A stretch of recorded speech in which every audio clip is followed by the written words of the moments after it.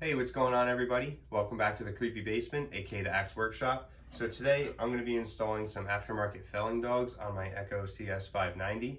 It looks like it's going to be a very simple, straightforward install, not a whole lot going on. Looks like this one here is just going to replace the existing felling dog on this side of the saw, and this one is going to utilize the studs for the bar nuts and go in between the bar and the side cover. For those that are interested, maybe for buying these for their saw, or maybe you have a different saw you want to get aftermarket felling dogs for, I found them on eBay. They're made in America. They seem to be very decent quality. They're definitely a little thicker than the factory ones, which is cool. They're not like a flimsy piece of crap made in China thing that sometimes you find on the internet. So I'll leave a link to them in the description. And I noticed that they do make them for other saws. It's not just the 590. And also for those that are interested as well, because it wasn't in the description and it was one of my questions, I wanted to know, well, how thick were they? Because you know, sometimes, like I said, you find some cheap felling dogs on the internet and it's just some like flimsy little piece of crap sheet metal, and you're like, well, great, just wasted however much money. And these weren't that expensive, guys. I think they were under 30 bucks after tax. I don't remember if they were free shipping or not. Doesn't matter. I'll put the link in the description, but for those that are curious, I'll give you a thickness reading here. And let's see what we get. We got 0.089. Okay, so that's 0.089. That's a little thicker than a 1/16 of an inch. 1/16 of an inch is what? 0.0625, 0.0. I don't know. It's thicker than a 1/16 of an inch for sure. I think a 1/16, like I said, is 0.062 something. So it's thicker than a 1/16 at 0.089, but it's less than an 1/8 of an inch. And just for fun, let's see how thick the factory one is, because maybe just because they're bigger, it's giving me the illusion that they're thicker, but we'll find out right now.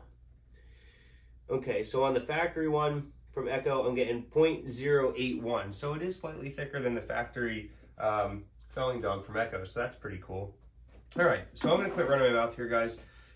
This isn't going to be a super long video. It's just raining like crazy outside, so I figured it'd be a perfect opportunity to throw these on. So maybe when this rain breaks, we can go out and test out this new 24-inch bar along with the aftermarket felling dogs.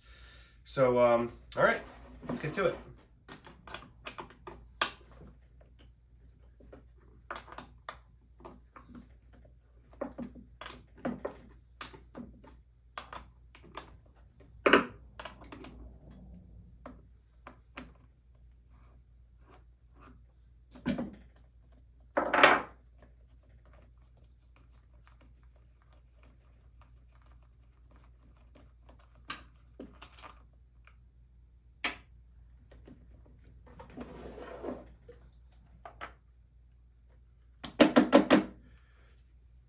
Gotta clean that out. I got a little lazy last time I was cutting and I didn't clean all that stuff out. We'll do it now, I suppose.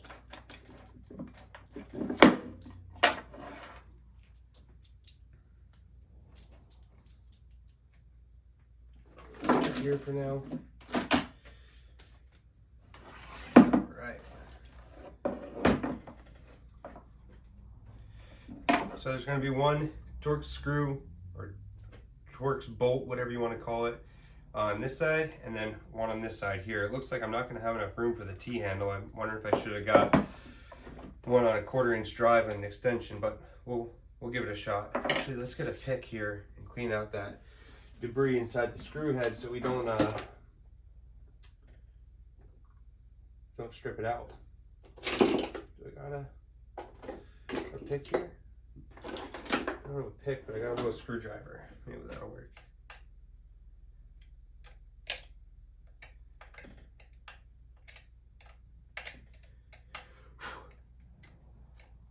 Yeah, I'm probably gonna need a pick. We'll use a buck 110.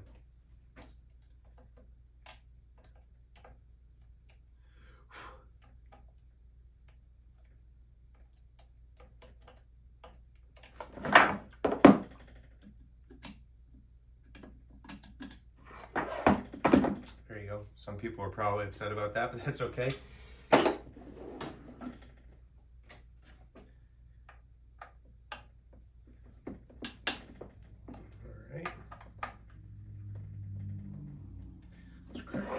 loose real quick.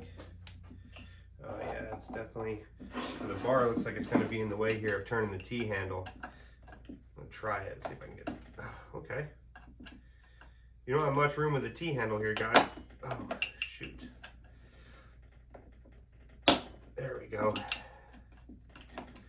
Yeah, so I didn't strip it out, but I definitely put a little damage on that screw. So you're not going to have much room here with a T-handle unless you have maybe a super long one. So if you do have a T27 on maybe 1/4 inch or 3/8 drive that you can put on an extension with a ratchet, it might be a little better to do that if you can.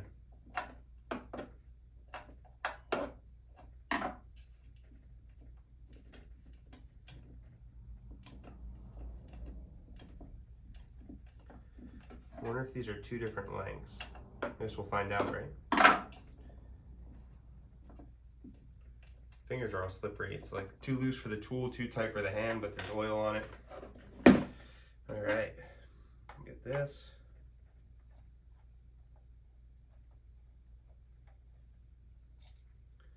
Let's see. Okay, they're the same length. Pull this out. And then this has the same shape on the bottom as that. So make sure that goes back in, you know, the same way. Obviously, it can only go in one way. Actually, while we're in here, let's clean this gunk out. Actually, you know what? Look, we could see here how much larger they actually are than the factory ones. That's pretty cool. I don't know if you guys can make that out, but it's a little larger, but not too crazy. You guys know I'm in Pennsylvania. I'm not in the Pacific Northwest, so I don't need super mondo felling dogs, but it is a nice little upgrade from the factory one.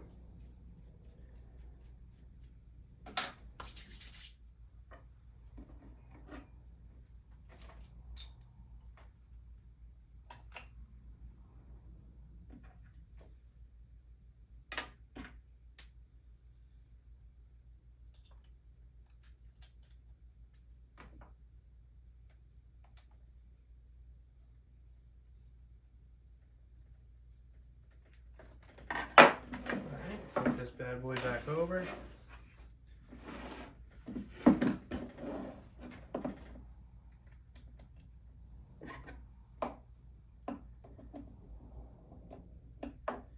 Yeah, this is not the ideal spot for a T-handle. So I don't feel like running back out to the garage and grabbing my other Torx bit. So this will do for now.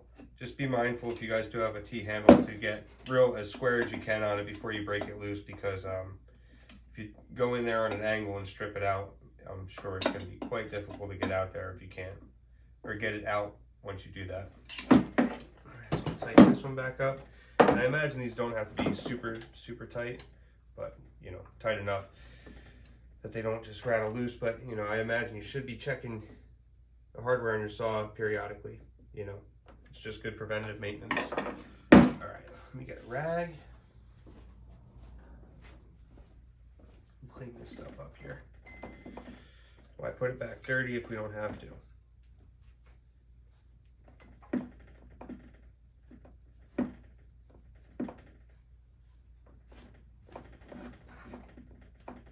Alrighty, so now let's get the bar back on. And guys, I noticed something. Because I was looking, I was like, if this is sitting on top of the bar, you know, flush with the bar here, you guys won't be able to see that. But if this is sitting on the bar back here, that means the teeth are, the cutters are going to hit the dog. So I was just kind of checking it out, and I'm like, you know what? Maybe, just maybe, I'll show you guys this slot here. Can you guys see that? This slot, yeah, that makes a lot more sense. Because I was like, if I put it in between here and the bar, then the teeth are gonna hit the dog, and obviously that's not good. So if you have the Echo CS-590, this slides in here like that. Okay, all right, let's put it on. All right, let's get this bar.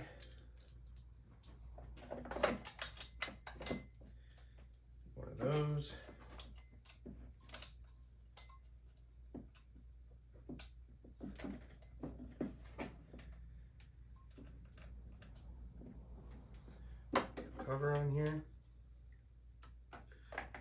line up our pin.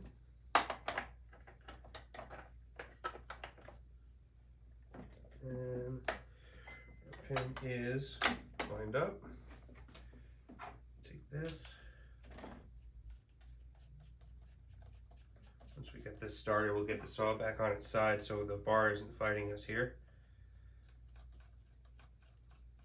Yeah, that makes a lot more sense to have it out there like that. Like I said, in the beginning of the video, I said it goes on this side of the bar, and in my head, I was like, yeah, it must go in between, you know, the bar and the side cover, not realizing that it definitely goes in the side cover, because if it was right up against the bar, obviously that wouldn't work out. So I did misspeak in the beginning of the video, but we got her figured out. These a little more in there. And now we'll tighten up our bar, or tighten up our chain.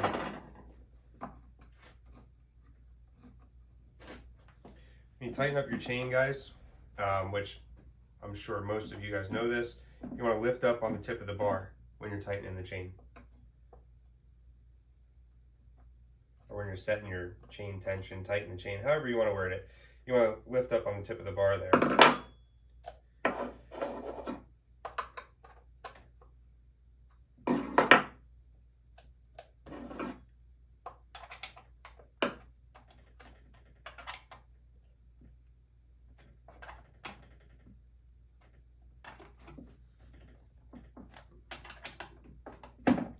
All right, get this junk out of the way here.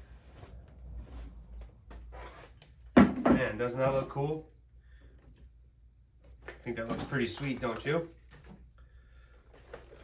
Sure, it'll help out a lot too for when you're burying the bar and you put the dogs in and you're bucking wood and all that fun stuff. You know, I'm not super experienced with a chainsaw, guys, so don't take me as somebody that knows 100% of what they're talking about, but it definitely looks cool, and I'm sure it's for a reason. So I really like it. If you guys are interested in doing this little upgrade to your Echo CS-590, I really hope this video helped you out, even though the install is very self-explanatory.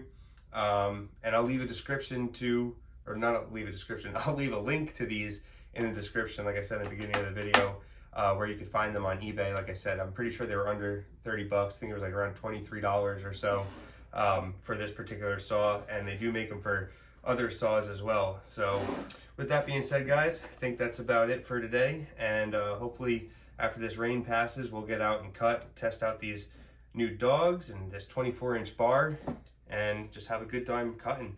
So all right, guys, appreciate you watching, and we'll catch you on the next one.